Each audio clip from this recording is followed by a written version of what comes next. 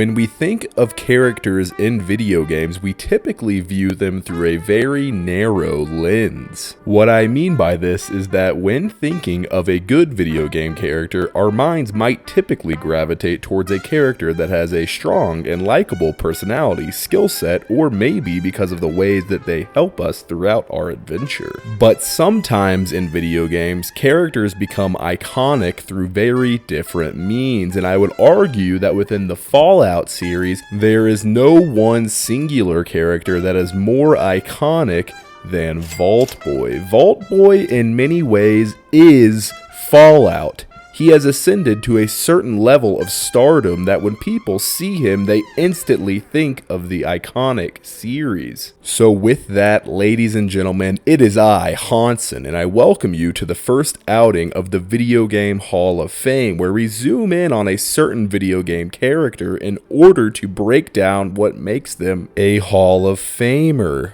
If that sounds cool to you, please be sure to hit that subscribe button and stay tuned because I'm in the mood to make some Fallout stuff, so if you like some Fallout content, please keep it here on my channel. But all of that aside, my dudes, let's zoom in on our man, our myth, our legend, the blonde-haired beauty himself, Vault Boy. Vault Boy's origins date all the way back to the original Fallout game, where he has served as the de facto mascot of the series.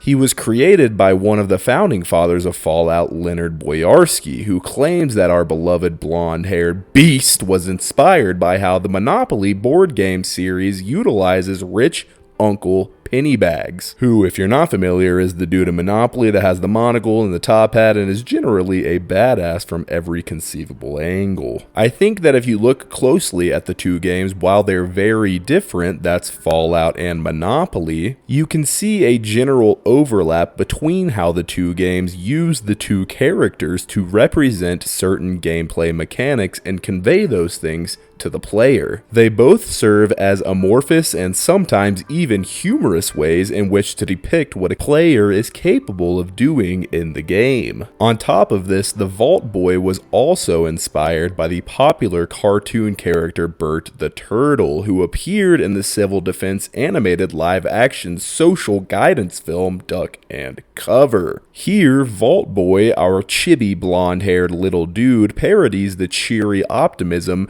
as well as the subsequent paranoia that was present in the post-World War II fear of all-out atomic nuclear warfare. While Leonard Boyarsky came up with the idea for Vault Boy, George Allman and Tremel Ray Isaac were the people responsible for creating our iconic handsome beast, taking him from a fun conceptual idea to a cartoonish and hunky-dory reality. Vault Boy was originally drawn as a Caucasian male with a short, wavy blonde haircut and was featured in the iconic blue and yellow Vault-Tec jumpsuit, and this is the way that he is most popularly represented even to this very day. As the series has evolved, Vault Boy has even received a female counterpart in Vault Girl, and both of these characters' appearances have become modified to fit different skin colors, haircuts, or whatever else to more closely identify with those attributes of the player. But here's the tricky part, fellers, and this is where I think Vault Boy as a video game character begins to kind of circumnavigate the typical expectations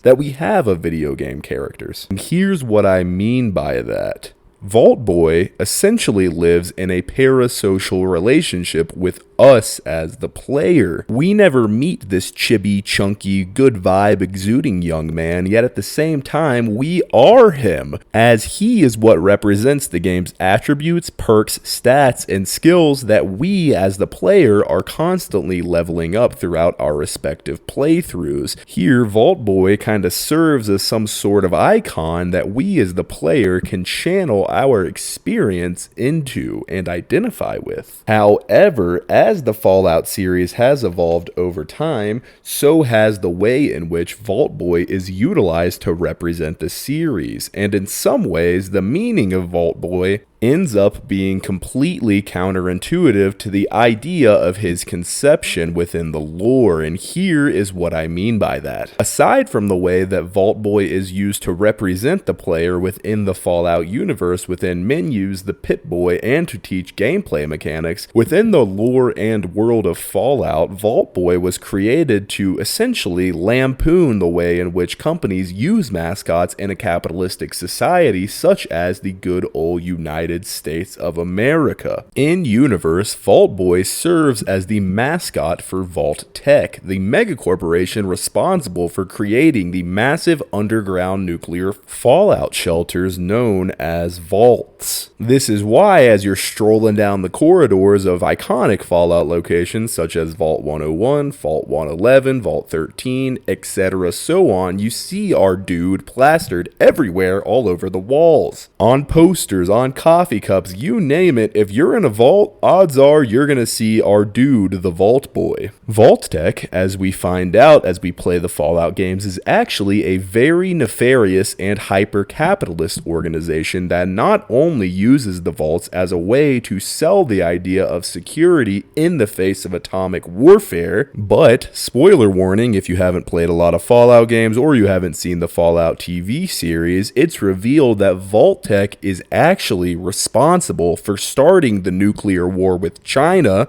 given that they are the ones that dropped the first atomic bomb in the Great War, which is the nuclear war that goes on between the United States and China that destroys the whole fucking world. Vault Boy, in the midst of this craziness and blatant acts of human evil, serves as Vault-Tec's cheery, hunky-dory, old-timey mascot throughout all of these crazy things. In doing so, Vault Boy is utilized as a capitalistic maneuver to sell the idea of security in the face of all-out atomic holocaust. Vault Boy's presence sells the idea to those that are wealthy enough to buy spots in the vaults that everything is all good and that they'll escape the horrors of nuclear devastation. Despite the fact that Vault-Tec started the war, and in addition to this, most of the vaults serve as the breeding grounds for heinous social experiments that many of the dwellers were not made aware of when they purchased their spot. So now that we've unpacked a bit of the more evil and nefarious side of Vault Boy, and more importantly Vault-Tec, it's time to zoom out a little bit and examine the ways that Bethesda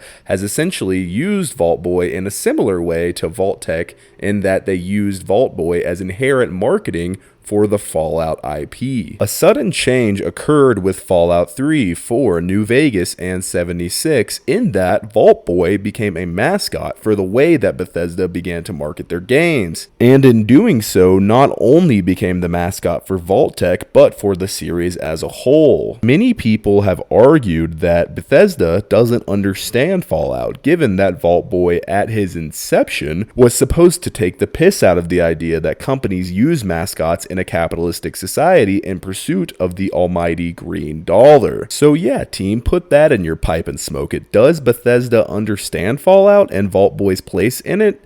I personally don't care, given that I love the little dude, but at the same time, I think that this is a thought-provoking critique, which I'm always down for. Let me know what you think. Despite all of these things, I must full-throatedly declare that I love Vault Boy, but more importantly, I love Fallout. Vault Boy is such an adorable little fella that often conveys so much of what the Fallout series is known for, which is that while it sometimes manages to be charming, it also has a great amount of dark humor and fun times, with the backdrop of atomic punk genre vibes as well as retro futurism, topped off with the Cold War fear of all-out nuclear warfare. These are some of the hallmarks of the Fallout IP, and personally, I think that Vault Boy is an excellent mascot for the series as a whole, given that he can pretty much represent all of these wild and crazy things. What do you think about Vault Boy? And also, let me know what your favorite representation of Vault Boy is. I personally love it when my dude is holding a minigun and apparently mowing down some folks, but